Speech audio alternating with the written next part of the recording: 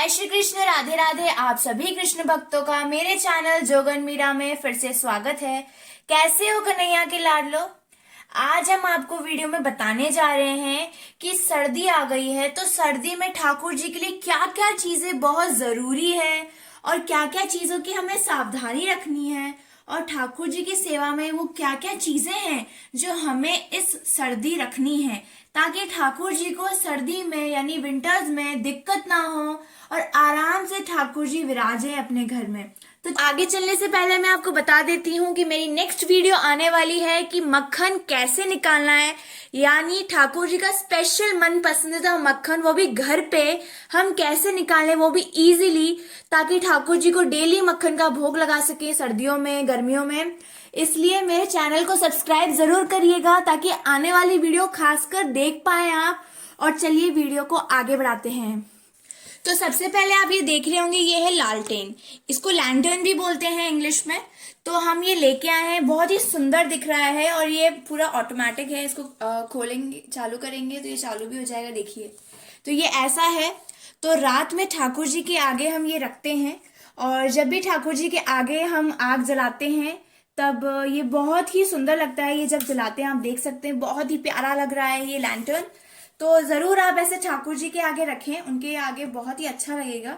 और ठाकुर जी जैसे बच्चे हैं तो पूरा अंधेरा करके ना सुलाया करें उन्हें, एक छोटी सी बत्ती जलाएं तो उनको डर नहीं लगेगा, इसलिए हम ये लैंटर्न रखते हैं। आइए अब नेक्स्ट चलते हैं। नेक्स्ट आप देख रहे होंगे इत्र। हालांकि मैंने एक वीडियो डाली थी जिसमें मैंने आपको बताया था कि सर्दियों में किस किस इत्र की मालिश होती है, तो आप वो वीडियो जरूर देखिएगा और मैं डिस्क्रिप्शन बॉक्स में भी डाल दूंगी उसकी लिंक। तो ये इत्र है, सर्दियों में खासकर ठाकुर जी को इत्र की मालिश होती है, तो ठाकुर जी को ठंड नहीं लगती है, गर्म रहते हैं वो, गर्माहट रहती है उनके शरीर में। तो आप इत्र की मालिश जरूर करें। चलिए अब आगे चलते हैं। तो आगे चलते हैं। आप देख रहे होंगे ये मोजे हैं, ये ठाकुर जी के मोजे आप देख सकते हैं। मैं इसमें छेद है, ये देखिए, मैं आपको बता देती हूँ। ये देखिए, यहाँ पर ठाकुर जी का पैर आ जाता है, छोटे छोटे नन्हे नन्हे पैर अपन ठाकुर जी के इसमें डालते हैं, बहुत ही प्यारा लगते हैं।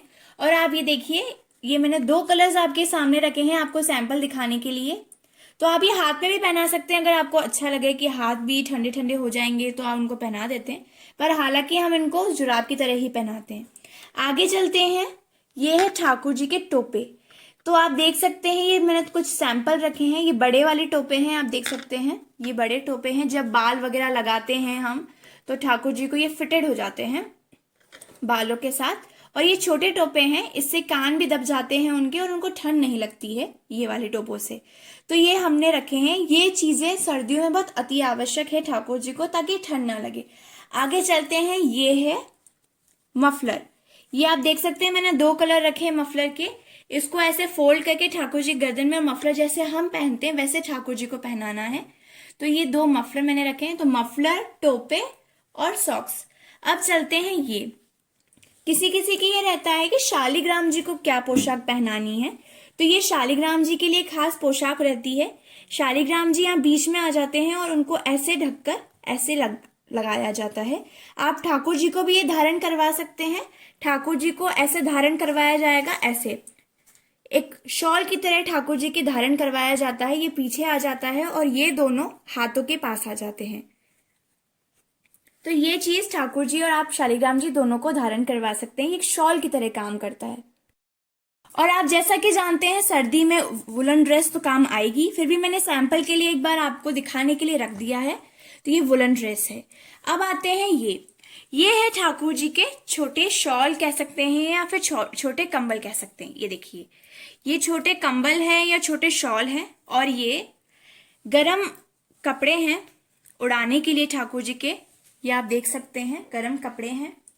और ये गरम, सबसे ज्यादा गरम ये हमने शॉल रखा है, इसको रजाई है बोल सकते हैं, हमने ये रजाई बनवाई है। तो आप ये ठाकुर जी को ऐसे उड़ा सकते हैं, बहुत ही मोटा है और ठाकुर जी को ठंड नहीं लगेगी इसमें। आप चाहें तो आप खुद रजाई बनवा सकते हैं ठाकुर जी के लिए, मार्केट में भी अवेलेबल हो जाएगी, आप लेके आ सकते हैं। चलिए अब हम देखते हैं कुछ और। अब ठाकुर जी के मेन चीज आती है, ये हीटर। ठाकुर जी को बहुत ठंड लगती है, तो इसलिए हम हीटर भी साथ में रखते हैं। ये पूरा दिन ठाकुर जी के पास चलता रहता है, ताकि ठाकुर जी को गर्म गर्माहट रहे, उनको ठंड ना लगे, क्योंकि हमारे यहाँ बहुत ज्यादा सर्दी पड़ती है और अभी से सर्दी बहुत ज्यादा हो गई है, इसलिए हम ये हीटर रखते हैं ठाकुर जी के। तो ये ठाकुर जी को हमेशा गर्माहट रहता है जैसे। और अब अपन चलते हैं ठाकुर जी के भोग में, कि ठाकुर जी को सर्दियों में क्या भोग लगाएं। तो ये आप देख सकते हैं, मैंने कुछ चीजें रखी हैं, पहले आप पूरी चीजें देख लीजिए। ये सब, ये मैंने भोग के लिए सब चीजें रखी हैं। ये है कढ़ाई। हालांकि हमने, हमारे घर में किचन है, लेकिन हमने सारी ठाकुर जी की जो सामग्री है वो बनाने के लिए अलग अलग कढ़ाई रख रखी, छोटी छोटी। इस कढ़ाई में हम सिर्फ राधा रानी और ठाकुर जी के लिए ही भोग बनाते हैं, छोटा सा। जैसे कि खासकर हलवा, क्योंकि जैसे हलवा बनता है सर्दियों में, आपके घर पे भी बनता होगा, तो हम सारी पूरी सर्दी इसी कढ़ाई में ठाकुर जी और ठाकुरानी के लिए हलवा बनाते हैं। और देखिए, अब ये है हलवा किसका बनाना है, तो मैंने दो चीजें रखी हैं, एक है मूंग का लड्डू और एक है बादाम का लड्डू। पूरी सर्दी, जब तक सर्दी रहती है फरवरी मार्च तक, तब ठाकुर जी मूंग का और बादाम का ही हलवा खाते हैं और मूंग का और बादाम का ही लड्डू खाते हैं, और ये उनको बहुत ही जरूरी है भोग में। तो पूरी सर्दी हमारे यहाँ मूंग का और बादाम का लड्डू प्योर भोग लगता है। साथ ही साथ पूरे दिन उनके पास में ये रहता है ड्राई फ्रूट्स। हालांकि ड्राई फ्रूट्स का भोग हमेशा रहता है, लेकिन विंटर्स में हमेशा ये एक बॉक्स उनके पास रहता है, कि ये डिब्बी, ताकि उनको जब भी भूख लगे सर्दियों में, क्योंकि कुछ कचर पचर अपन को भी खाने को चाहिए होता है, इसलिए कचर पचर ठाकुर जी को भी खाने के लिए चाहिए होता है, इसलिए ये हम जरूर रखते हैं। अब दूसरा है ये ग्लास। ग्लास तो बड़ा सुंदर है, तो अभी हमने इसमें जल भर के रखा है, लेकिन इसमें हम उनको कभी कभी जूस दे देते हैं, कभी कभी गरम गरम पानी रख देते हैं, ताकि गर्माहट रहे उनको। कुछ भी अलग अलग चीजें रख देते हैं इसमें, जल भर के रख देते हैं कभी कभी, तो इनके शो पीस की तरह रख देते हैं। और ये आप शो पीस देख रहे होंगे, ये मैंने इसलिए रखे हैं क्योंकि अब ठाकुर जी को हम बाहर नहीं ले जाते, क्योंकि सर्दी बहुत पड़ने लग गई है, ठंडी ठंडी हवाएं चलती हैं, तो ये साज सज्जा की चीजें ये हमने ठाकुर जी के पास में ही रख दी हैं, ताकि ठाकुर जी को कहीं बाहर जाने ना पड़े और उनको बाहर जैसा ही वातावरण अंदर भी मिले। तो ये आप चीजें देख सकते हैं। अब और सबसे इम्पोर्टेंट चीज है लास्ट, ये है ठाकुर जी के लिए हम आग, जो उनके सामने आग लगाते हैं ताकि उनको गर्माहट रहे और अच्छा लगे, तो ये हम ठाकुर जी के आगे लगाते हैं।